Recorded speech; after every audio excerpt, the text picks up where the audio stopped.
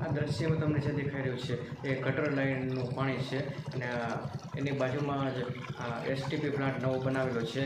STP plant તરફ જઈ રહેલી આ ગટરની પાઇપલાઇન છે તે લીક થઈ ગઈ હોવાથી ગટરનું પાણી બહાર નીકળી રહ્યું છે અને એ પાણી છે તે રોડ ઉપર નીકળી અને નજીકની કેનાલ છે એમાં જઈ રહ્યું છે અને 2 દિવસથી આ પાણી નીકળી રહ્યું છે અને પાણીને રિપેરિંગ કરવા માટે તંત્ર ક્યારે આવશે એક સૌથી મોટો સવાલ છે. નમસ્કાર, આપની સાથે પાર્થ વેલાણી.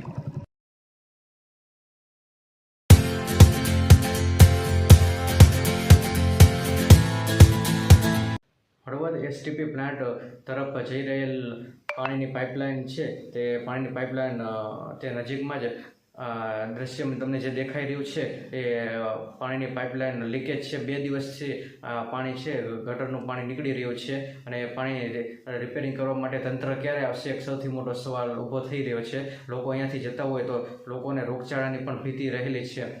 કરોડો રૂપિયાના ખર્ચે એસટીપી પ્લાન્ટ બનાવેલો છે. ત્યાં જઈ રહેલી આ પાણીની પાઇપલાઇનમાં આવી રીતે જે તિરાડ પડી જાય અને પાણી એનાથી લીકેજ થાય અને પાણી રોડ ઉપર આવી જતું હોય એનાથી જે વાહન ચાલકો હોય અને હાલીને જતા લોકો હોય એને પણ મુશ્કેલીનો સામનો કરવો પડતો હોય છે.